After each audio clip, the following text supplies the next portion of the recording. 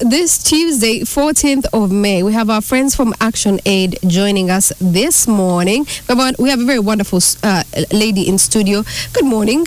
Good morning. How are you doing? Fine, thank you. Who are we speaking to today? Yeah, you're speaking to Sheila from ActionAid International Uganda, the Regional Program Coordinator for ActionAid Northern, West Nile and Albertine. Sheila, how are you doing this morning? I'm well, thanks. We're happy to have you. Happy to be here too. So Sheila, today we talk about the Climate Justice Week. Yes. Okay. And as we dive into that, first of all, what is the Climate Justice Week? What is that before we even get into it? Yeah, so the Climate Justice Week of Action is a week that brings together different stakeholders, especially key actors, but most importantly, the frontline communities that are disproportionately affected by climate change, to move away from rhetoric to action. Enough of the climate words to action.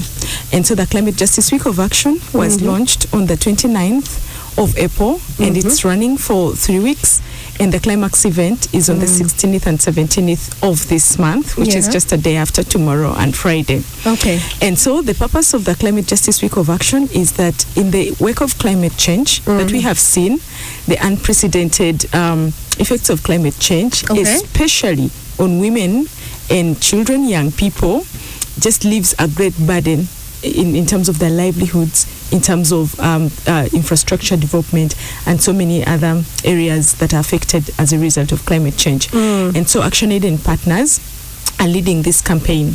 And at global level, we launched last year in September the Fund a Future campaign at global level, which basically looks at how stakeholders, especially financial institutions, governments, especially in the global north, should direct their funding to sustainable solutions, moving away from harmful, for example, industrial agriculture and fossil fuels, into funding sustainable solutions like renewable energy, agroecology, and so on, but also putting communities at the center of climate discussions and decision making. So we have, so as partners, we've been able to launch that week.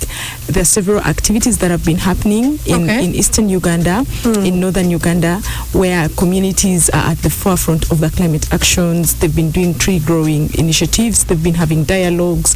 They've been having activism. Young people have been engaging in ACT for climate action. We've been establishing agroecological centers in the refugee settlements and so on. And so we've been training, communities on disaster risk reduction, climate change adaptation, and so many other things. So the purpose of the Climate Justice Week of Action is to amplify the voices of the people that are affected by climate change and to put them at the center of decision making. Fantastic. I hear you. But I have to ask this. You said we should move away from rhetoric and get to the action itself, okay? Yes. And because climate change is something that affects a wide variety of different people from different walks of life, I have to ask you, how are you ensuring that this particular campaign resonates with a very huge audience that we have, but also at the same time, those who might also be less familiar with climate justice issues? How are you making sure that it reaches the objectives, first of all, reach all sorts of audiences, but at the same time are able to appreciate this campaign? So one thing is that we have deliberately, as ActionAid and partners, unpacked the climate language. And unpacking means that we have been able to identify the concepts that are used, for example, climate justice. That is why the theme is from words to action. Put your money where your mouth is, so that anybody can associate with that theme and anybody can feel that they are part and parcel of this process. So the first is that we've been able to dissect the jargons, the climate jargons, the science, by engaging the public in awareness raising initiatives, but also climate education. We've been working very closely with the media to unpack that information. We've also been able to engage the communities to design interventions that they know can be a solution to the climate crisis and the climate chaos. And so, but also most importantly is that we have been able to work with partners, both national and local partners. And this is not just an option for ActionAid, it's part of our core strategy on how we deliver our programs, because the local partners are deeply rooted. They speak the language, that the people in the communities speak. Yeah. And so we've been able to work with them because they're very closer to the communities. We shouldn't be seeing ActionAid everywhere, but we need to be building capacity of the local actors who are the frontliners in the response, in the prevention or preparedness, but also in the recovery programs when you're talking about climate change. And so with that, we've been able to garner and amplify their voices. So we've done a lot of stories of change. I mean, realities on the ground, what's happening. To, creating even more effective solutions, because they're among the people that are most affected. Yes, first is the demographics around young people. Young people, about 75% of our population is young people. And so just the demographic strength or the numerical strength that young people have is good enough for us to mobilize climate actions. Just imagine if young people are not in the decision-making rooms, which in most cases they are not. I don't know then how programs are designed. I don't know how policies are designed to speak to the real needs, to address the real needs of young people. Recently, we undertook a study on climate change, unemployment, and young people, and it was quite interesting to see the findings that there's a strong correlation between climate change, unemployment, and young people. And the recommendations therein were, one, is that we need to bring them not just as participants, but at the center of the discussions. If you have 5 people in the room, representation that just doesn't mean that they're there to listen to the conversations that are happening, but they are contributing meaningfully to the conversations, and they are shaping the narrative and the climate justice agenda at all levels. So that we do not discriminate a major demographic category that we should be planning for, and they're not in that room. Women equally. So women are disproportionately affected by climate change, and this is known world over. There has been a lot of literature. Just draw back home here. When there's water scarcity, who collects water? It's the women that walk long distances, and so they're exposed to domestic violence. They're exposed to sexual harassment. When a flood happens, who is displaced most? It's the women and the children. So, and then it decreases their chances of survival. So already they are vulnerable. And now when these situations, when the climate crisis, when chaos happen, it only widens their vulnerability. It only deepens their inequalities. And so the indicators around gender equality will be sliding back. That is why it's more than ever that we should make women part of this discussion. They should be leading. That is why as ActionAid, when we are working on different climate justice programs, we do not lead. The frontline communities lead. We play a facilitatory role. We empower them. For example, when there is a humanitarian crisis, recently we did have one. We don't expect that ActionAid has all the capacity to be the ones distributing humanitarian assistance. How is that? The communities, the women they know who is in this village. They know who is here. They know what works for them. So we let them to lead. And this is the approach that we need to embrace. And so if they are not in the policy making tables, then I don't know whom we are planning for. I have to admit that is definitely one way of making sure that these different communities adapt to their impacts of climate change and also have sustainable solutions. But also we've been talking about how we can involve different groups, how we can advocate better, how we can create better solutions.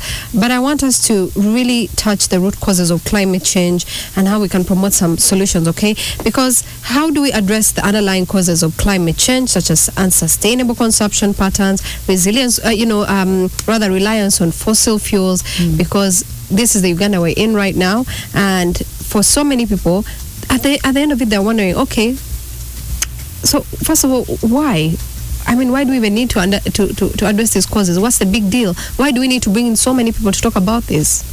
Yeah, so if we're talking about the causes of climate change, and let me just begin from the bigger causes. You've just talked about fossil fuels, and therefore financing the fossil fuels and harmful industrial agriculture, of course, is the leading cause of climate injustice and crisis in destroying local communities. That one, so the conversation around how do we transition.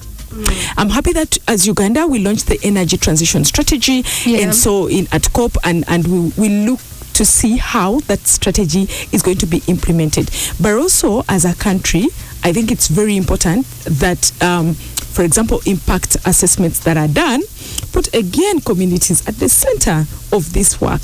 Because then, if you are constructing a road, are you cautious about, let's just be very as simple as we can. If you're constructing a road and you've done an environmental and social impact assessment, and this is what the livelihoods are, basically agriculture, and then you take about one or 6 months without pouring water on the dusty road, and people's crops are just close by the road. So how do you expect those households to bounce back? That is one. So yes, that is just let's just talk about that. That development is so good and we embrace it, but then development indicators need to take care of the needs of the people that are going to be affected by these projects. If the oil pipeline is passing in your land, have you got the right compensation? What's the settlement plan? And all these things, and I'm happy to say that they are on paper. The practice bit of it is very frustrating. And so we need to transition, but that transition has to be just and equitable. It has to be slowly and carefully done, because if you're talking about transitioning, for example, from using diesel vehicles and petrol to electricity, I mean, you have so many young people that have been trained all their lives to repair diesel vehicles. Where will you put them? You have so many young people who just know how to drive petrol vehicles, and they have been trained, mechanics that have been trained. You have young people in this country that for their lives, they know that, okay, this is how things are done. So where do you put them when you transition? You will cause another bigger problem. So that transition plan has to be carefully done so that you do not cause mayhem within the population. You don't cause desperation, because out of that then you'll see increased crime rates. You'll also be able to see increased number of teenage mothers, because people are going to be jobless. So we need to begin to train the population, to train these young people to transition. So it is going to be just, if you're talking about harmful industrial agriculture, what is the alternative?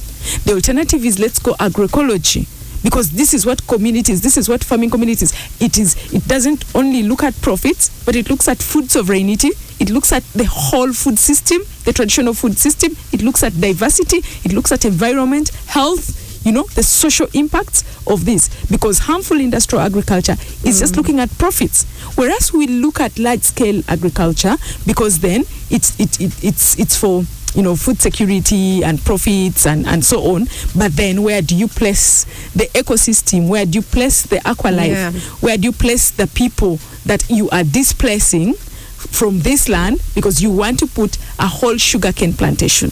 Where do you place them? So have you given them the social safety nets, the social protection to be able to find alternatives elsewhere? Or you are just doing it to amass wealth? And whom are you doing it for? And so the issues of climate justice look at ethics, look at responsibility, look at interests, and so on. And so we are calling upon all actors to ensure that the communities that are affected are at the center of decision making, and that transition has to be just and equitable. All right, Sheila, just before we let you go, any final remarks that you'd like to share to our listeners? Okay, so thank you so much, listeners out there, and thank you, KFM, for hosting Action Aid this morning. We're happy to have you. So my final remarks is that we will be having a Climate Justice Week of Action with a climax event on 16th and 17th, which is Thursday and Friday. And the actions there, we will be having a solidarity march in solidarity with communities that have lost their lives, livelihoods to the impacts of climate change, in solidarity with other countries. We've seen our neighbors, Kenya and Tanzania, and all over. So this is a global campaign as well, brought down home, domesticated. So we call upon different stakeholders to join the campaign online, but also those that are going to be invited physically to be there. But most importantly is that let's resource sustainable actions and put communities at the center of the climate justice work. Thank you so much for joining us this morning. It's been a wonderful conversation. My dearest listener, please do engage yourself in the Climate Justice Week. The campaign is happening, and your input is very much needed. Your support is also needed. It is one way to ensure that we are creating a sustainable planet, not just for us, but for our children that are coming forth. You're still listening to 933 KFM.